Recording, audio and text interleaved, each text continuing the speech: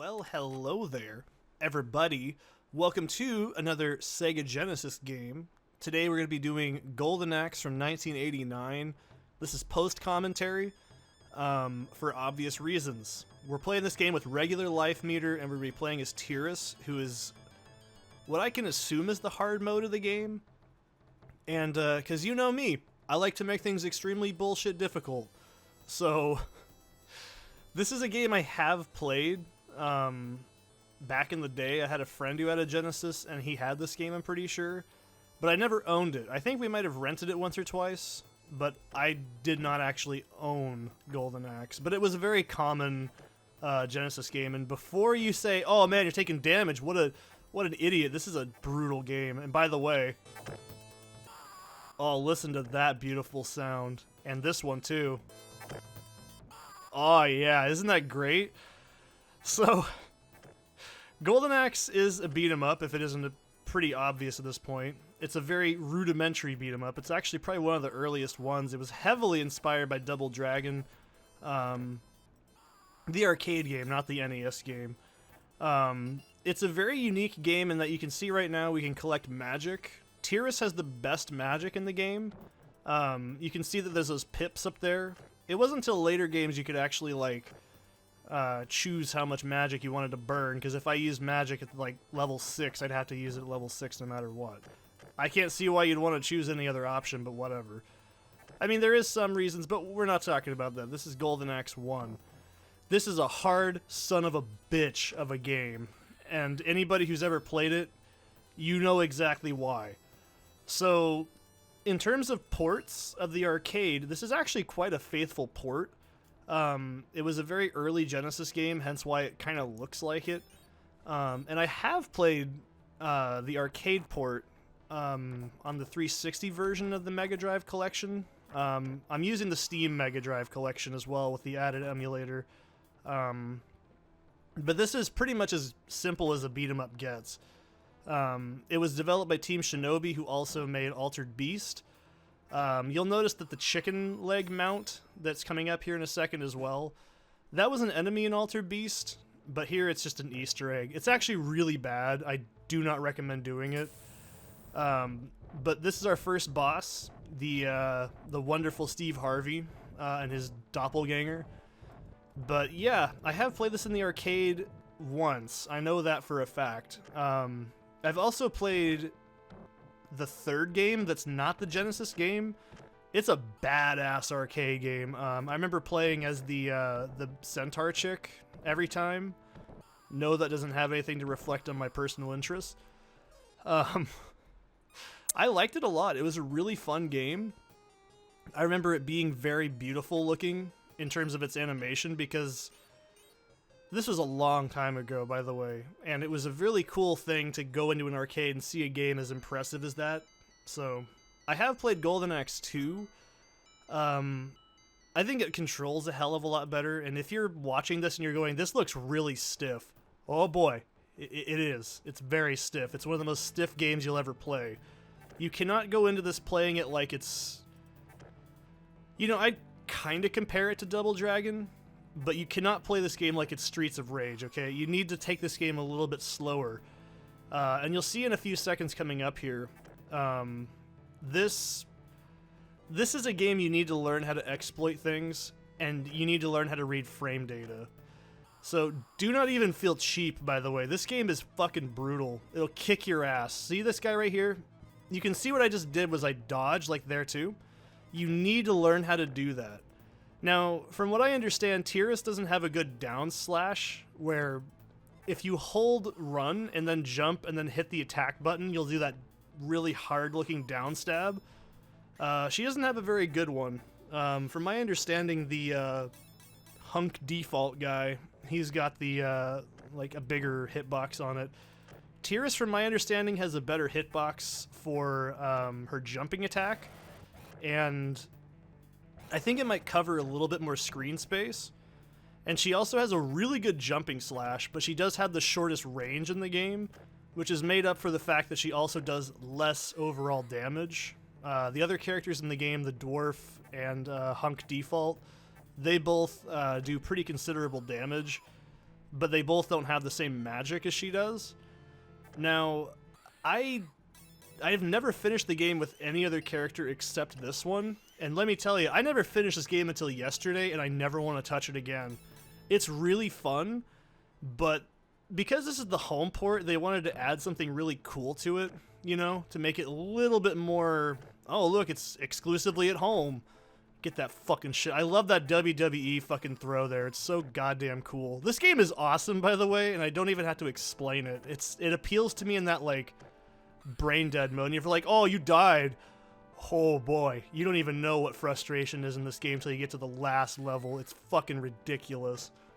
Anyways, yeah, this is a very brutal game, and the last level is exclusive to the Genesis version. I think a couple other ports of the game had it as well, but it's basically longer than the arcade game in a lot of stretches, and probably, in my opinion, just as difficult. I've never finished the arcade version of the game.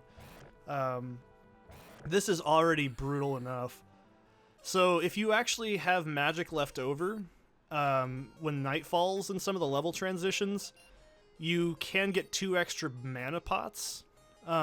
It's quite useful because if you've played the game before, you know exactly what's coming up, but it also rewards you for being patient with more damage, which is kind of why I like Tyris as a character, because I always enjoy either the very agile or glass cannon characters in these kinds of games. I like Blaze in Streets of Rage, if it isn't obvious why, because she's just really fast and fun. But this is a level where you start to need to learn how to actually read the enemies, so holy shit, this level will beat you down if you're not paying attention.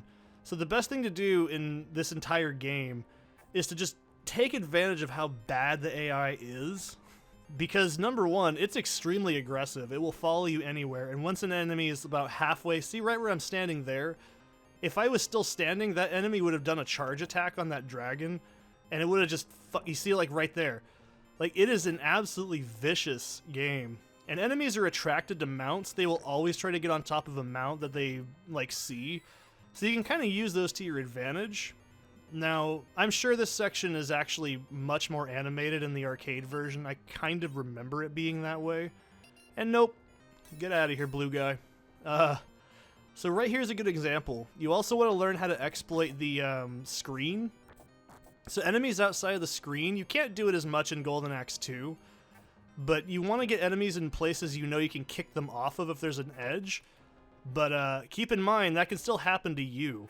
So anything that makes the enemies jump, like that little tiny ledge there, just take advantage of it. Do not feel cheap in this game. It has absolutely got no fucking mercy. It is an insanely difficult game. I'm serious, it took me at least a dozen.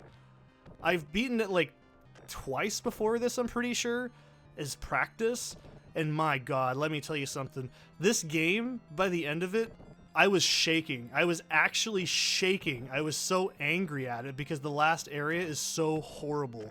And you might be like, well, maybe it's because you're just bad at video games. Nah, man, this game is just bullshit. So, obviously, the best way to take care of these 2 Steve Harveys is to make sure you get one to jump on the side and then just back and forth them.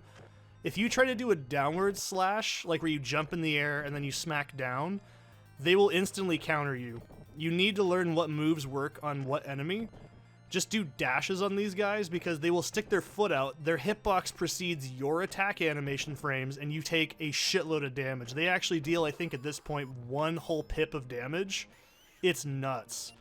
Also, if you're really careful, you can knock those thieves over there a little bit more, and sometimes their potions can stay in the area, but it's not that important. So this is the trick of Golden Axe. When you get 3 enemies on top of you, just do what I'm doing right here. You take care of the closest guy. I screwed up a bit, but you should move upwards like that. Try to rope-a-dope him into like the edge of the screen, and then do this. And then move up and down, and try and get them back in positioning. This game is all about manipulating the enemies. And Mace guy over there, I can't remember his real name, it's like Henninger or something. They have an extremely like broad hitbox when they do their swipe attack on wake-ups. So I love how I'm using like modern day stuff, but anyways. So Tyris can absolutely kill these two guys with the highest level magic, and it knocks this knight dude and just kick the fuck out of him. Do not, and I repeat, do not try to go up close to him. One hit from this enemy will knock an entire pip of health off instantly, and it's fucking unforgiving. Just be as cheap as possible. I don't think this works in the arcade version, by the way, but it is, oh, it's brutal. And I believe this is the last knight section, and that's it. You don't get overheal in this game, you just get 3 pips. That's the only amount of health you get in the entire game, right there. So from this point on, whatever damage I take is just going straight into my continues and extra lives. Which I'm pretty proud of that I didn't use a continue till the very last section of the game, because I practiced this to hell and back. Actually, sorry, no, it's the next area has one. But it's like, I don't think he has food. Maybe there's just one food. I don't remember. It doesn't matter. So this is an area where you want to start off. You see that long moan? I believe that's what that guy's called. He'll actually try to get ground on you and do a jumping attack on the very edge of that like step there. Don't let him do it. And kick the shit out of enemies into those, because that is the safest way to deal with this. Coming up, best sound effect. Senior skeleton approaches. So skeletons are extremely dangerous. I think it happens to me in like a few seconds on accident, but they actually can catch you in that animation, and you want to use your charge attack. Don't use your jump slash. Also lure this shithead down here and just kick him in the corner. Do not scroll the screen further. Just do what I'm doing. It's a lot safer. So those guys can take off 2 pips of health in like a second. And you cannot tech anything in this game. If you take damage, you're just eating it. It's awful. So if you do what I just did, you only fight 1 Skeleman at a time. It is not in your best interest to fight 2 of these guys at once. And I think I end up using my magic on it because I think the end of this stage is actually harder than most bosses in the game, but it doesn't matter. So play how you want to play, but my god. So if you stand right here, this pirouette-y man, these guys, by the way, they look like the dude that, like, in, what's it called, Fist of the North Star, who gets his head exploded in the famous Nani, that scene. I don't think that came out by this point, and I don't care. So if you do it like this, and you use that ledge to your advantage, see what I mean? The NPCs have to get up on top of that, and they will immediately try to dash at you. See, like this? You want to just... Yeah, this game is so awkward, but you know what? I kind of enjoy that. It's endearingly bad, and it's not unplayable, it's just difficult. And my goodness. As soon as there's a skeleton involved in this game, that's when shit gets real. Because like I said, you can do what I'm doing now. You can do a jump smack attack like that, but the problem is, if they counter you in the middle of your animation, you just eat their damage, and you take like a pip to 2 damage, and it's bullshit. It's one of the most ridiculous things ever. I don't remember if I use magic here. I don't think I do, but I really can strongly suggest it. I think they're also the only enemy in the game that can do that jump smack attack like that, and it's actually safer to get hit by that than it is their melee combo, which you've probably seen me only do a handful of times, like right there, see that? They have another attack like that, but they bash you in the head with their shield, and it's just fucking brutal. This game is all about, like I said, positioning and understanding each move before it even happens. See, what I'm trying to do is bait out that attack. This is the key to beating Golden Axe. And, yep. This is the last food in the game. So you have to get through the entire game, and that's all the health you can get. Like, there's no 1-ups, there's no extra continues, there's no menu option for extra continues. The only thing you can do is choose a different character and more life. Those are the only difficulty options you're given in this game. And that's also what makes it extremely difficult. And you know, I gotta give this game a lot of credit. I find it very charming. This would have been really cool back in '89. I would have found this game fascinating. So, my goodness. This is extremely bullshit if you're not careful. So what you want to do is you want to walk down here next to the eagle, jump kick that guy, and then try to lure that guy off the edge, like I just did. That's the safest thing possible. This dragon NPC sucks. You can also kick her off of the left side of the screen if you don't scroll it that fast, but I have not really had it happen very many times. I really consider this dragon more of an inconvenience than an actual helpful item. And I think that that's kind of funny because this was the last, like the last Golden Axe game that came out recently was like you played as Tyris riding beasts and it was really shitty. And you know what's funny is I almost bought that game as a kid. I was like, it's got the big booby lady on it riding a dragon, I want to play that. And I was like, I think I settled for something else. And I don't think that was a bad mistake. So, my goodness. And you're probably like, man, you're getting your ass kicked. Yeah, this is where the game starts to get like a little nuts. But if you're careful, you can also use the mounts and stay within the mounts sprite, like I'm doing right there, and they will not attack. So you can use that to your advantage, but you have to get on a different plane to get the guy off of it again. It's really finicky. It's just something you have to experience yourself to understand. But here comes two night dudes. This is arguably one of the most annoying spots in the game because you do not want to do what I just did there. You want to try and get them on the separate planes like that, and then you gotta be so quick. So you almost took another fucking hit of damage there. This game is all about precision. It's not about speed. That's what I can honestly tell you, is if you want to play this game, you gotta stop treating it like it's a modern brawler, and remember that every attack is calculated because it was designed that way. And it's, like I said, I don't think I really like beat-em-up games all that much.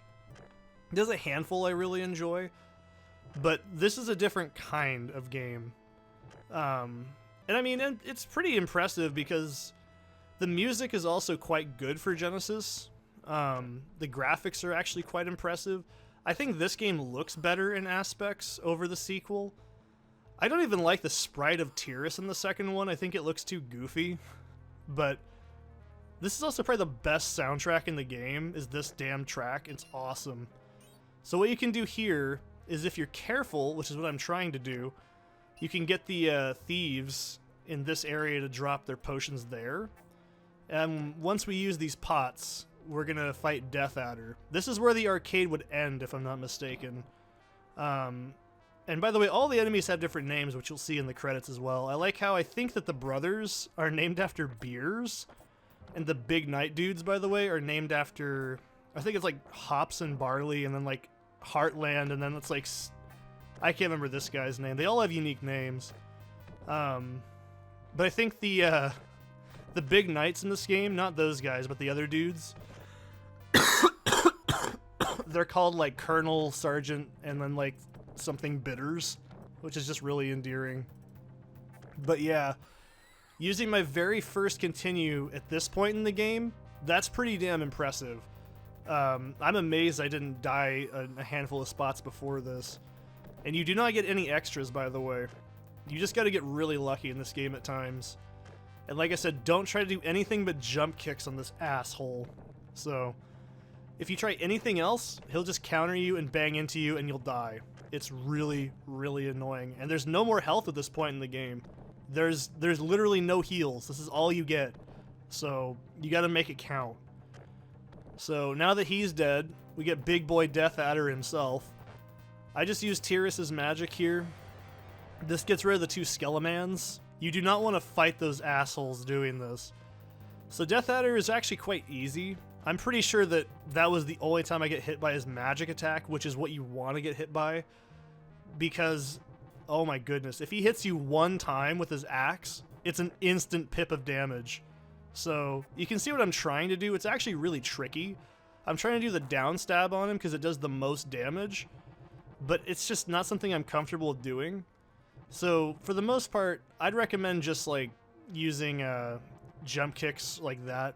They do less damage, but it's way safer. You just get to about half screen and he'll always do that attack. If you're about, I'd say, like, sweep distance between him, he will instantly do his axe attack and you will take an entire pip of damage. It's bullshit. So, you can also, you see, look at that. It's so fast, too. But yeah, one thing you can also do with this fight, at least on the Genesis version, is you can get him on the same plane, and then you can actually make him walk up to you, and then you can just cheese him, but it's not really fair. So anyways, here's Red Foreman and Princess Skullface. I I love this. By the way, you know this is a really good game because it has a typo in it. I like this right here. Sometimes he did disappear into that door. Oh, English is a hard language, isn't it? But anyways, this is some serious shit. This is where the game starts to really just fall apart. This is, I think, only, like I said, exclusive to the Genesis, so I'll show you how to do it. Let this shithead run down here, kick him off the edge, and then beat the hell out of this douchebag in the corner. You do not want to get stuck in that, because you know what can happen to you. You can get kicked in the same thing. So coming up, just smack like this, and then start walking down. If you're careful, sometimes you can also get this skeleton to like just walk off the edge. You can see how the AI works, and my god, I was like fucking hand sweating at this point. I was like so scared that was gonna make me fall. So just lure enemies towards the pit, and then just, oh, that was so, I can't even stand watching that back. It is so nerve-wracking. There's a reason I do these games in post-commentary, and this is why. There's also an NPC up here, and you can smack her, but I completely whiffed it, and I think I die here as well, which is a little bit bullshit. Yeah, I was really annoyed at that point.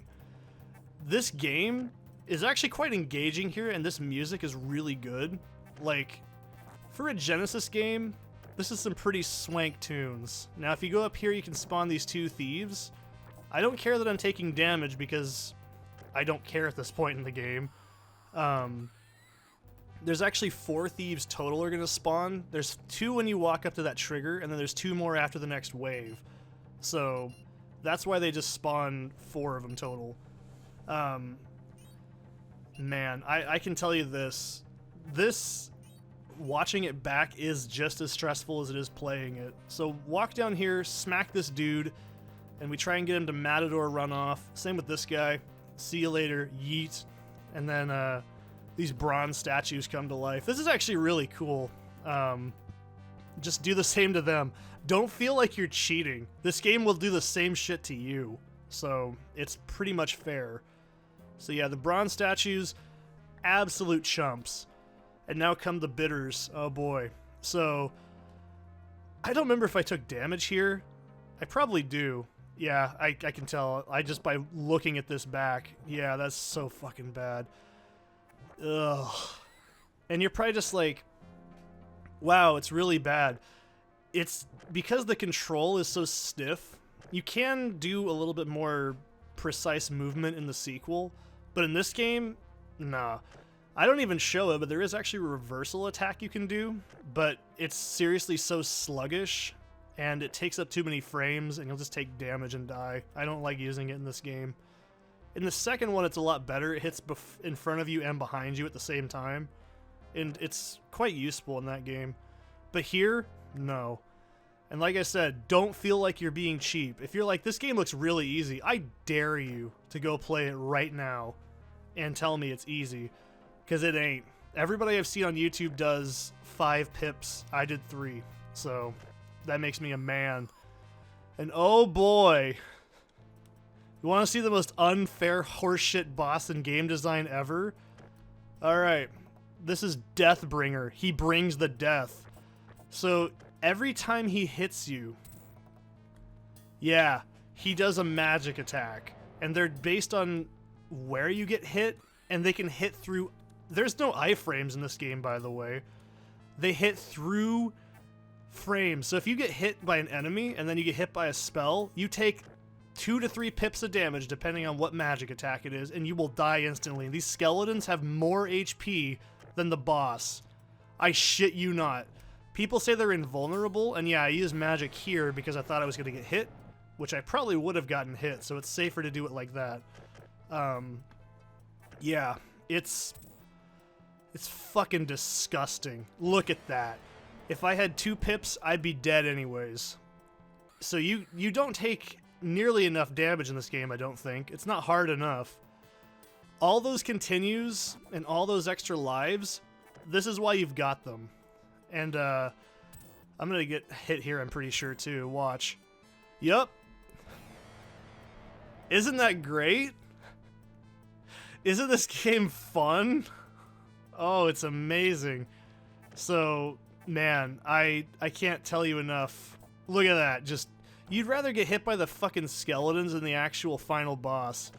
And the best advice I have for you is just jump over them if they don't do a jumping attack, and then just try to get in on him right there.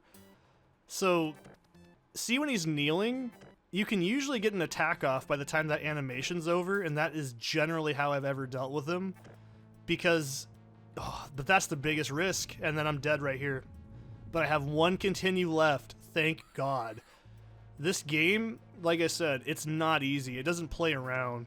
They don't fucking make games like this for a reason anymore. This is just not fun.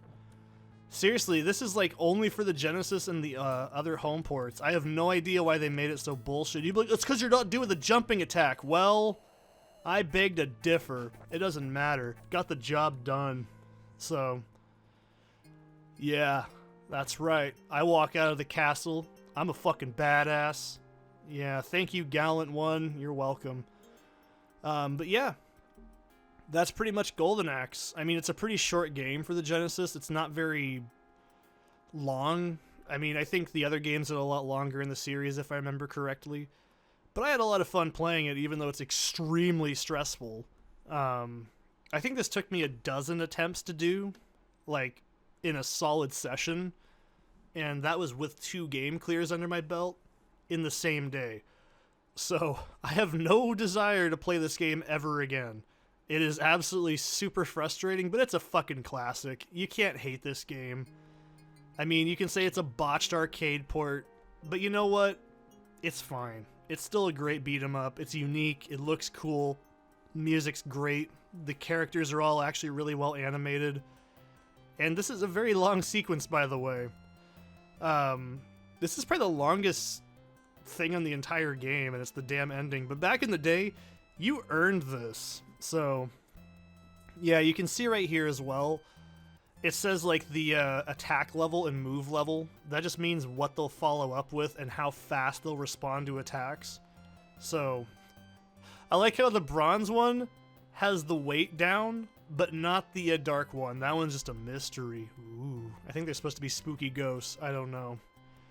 Yeah, long moan. Oh, I bet. You know why they call him that, don't you? Because he's got long arms. And he moans because he's got back problems. What'd you think I was going to say? So, yeah. I really like this game. It's on most Sega collections if you get one of those. I think it's like, what, $2 or $3 on, like, Steam. But I don't know if that's going to be on there forever. I was seeing somewhere that Sega was trying to, like, make that thing a subscription-based thing, and I hope that doesn't happen, because if it does, well, time to sail the seas, right? Not like the Sega's gonna lose money out anyways, but anyways, yeah, just skeleton. Yeah, he's an 89-pound piece of shit. I hate that enemy so much. It's ridiculous. It doesn't even have a fancy name. But anyways, yeah, Bad Brothers and Lieutenant Bitter. If you don't get the joke, you'll see why I'm talking about it in a second. 271 and 611 is probably very underweight, by the way.